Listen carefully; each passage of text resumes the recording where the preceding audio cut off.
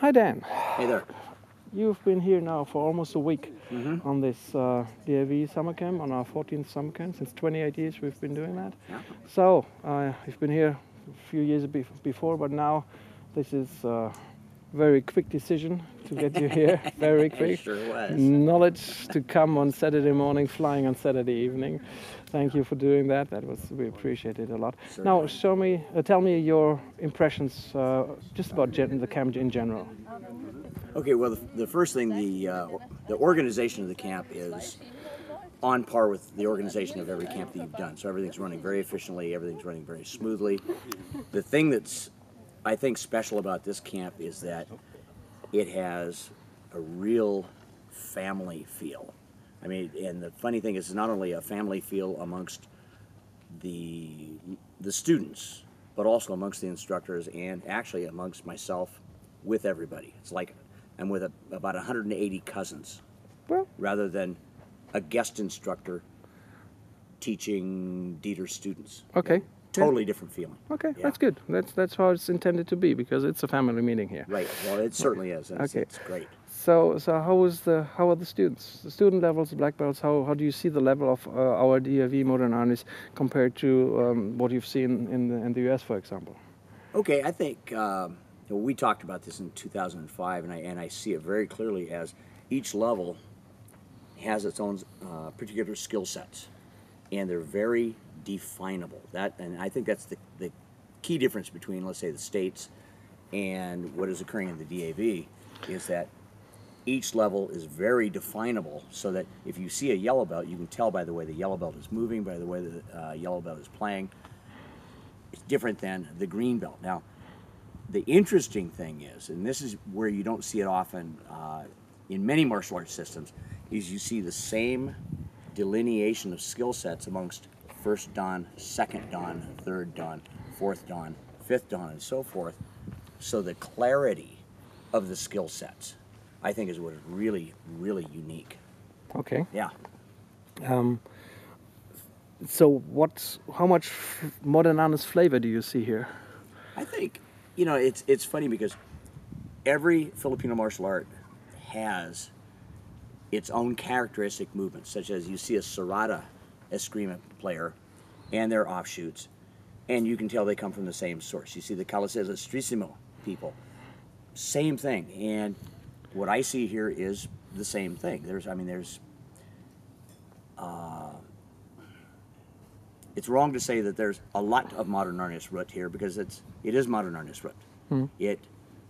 I think it's a bit more complete than what I've seen in the States and elsewhere, because there's the classical, which has a very strong tradition in the DAV, as well as the incredibly modern, and all the way up through the various tappy configurations. So I think if you took, let's say, a timeline, so to speak, 1957 between the founding of Modern Arnis and today, I think what you'd see techniques from 1957 all the way up to today as a complete package.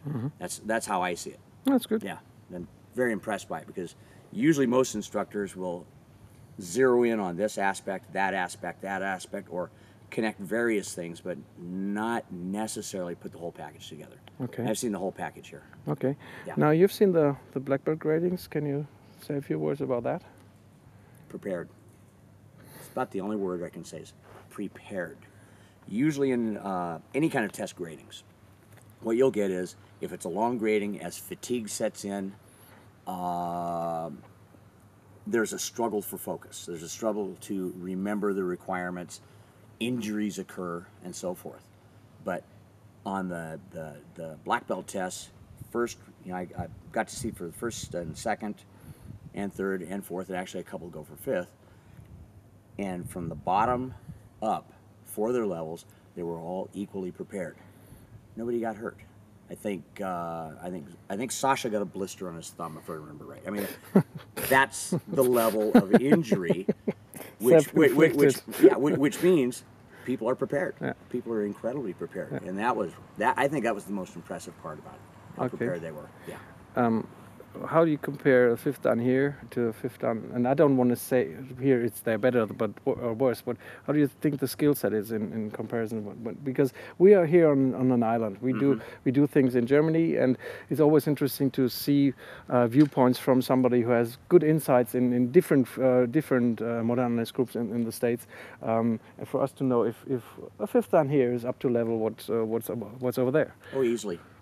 I think fifth dan here in Germany is every bit as good as fifth dan in America, is every bit as good as fifth dan in the Philippines. The thing that I see, and like when you're asking on the other question, the thing that I see is that I see a larger catalog of techniques. I see a lot of larger catalog of moves, all within modern arnis, so that there's a real expansion there. So I think, in terms of, let's say, number of techniques and so forth, DAV fifth graders actually, have a lot more than Americans. So, in my opinion. Well, they're all good. Yeah. Well, that's it. That's it. They're all and good. Also in the States, there are very good groups and that have a lot to offer. Oh yeah. And they are from different time spans of Remi's teaching. Right.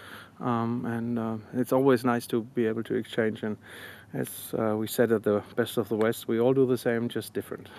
All have different flavors. Yeah. 5, 6, 7 children from the same father. Yeah. And not every kid. And they're all raised the same. Yeah. Well, and every kid has their own personality.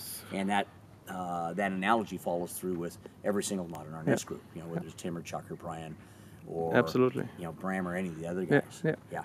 Okay. Anything you want to still add or say? I've been over here teaching, several times.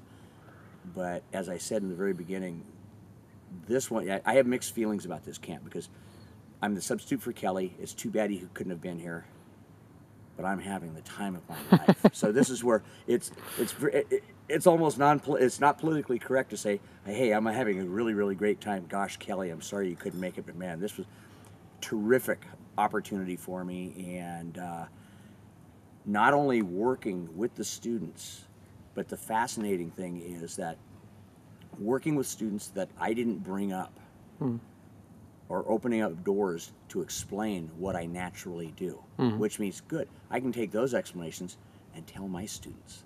Yeah. So it's been that kind of a growing experience for me, besides being a family experience. Okay. And it's just been terrific. Thank you very much. You're welcome. And Kelly, see you soon. Hopefully.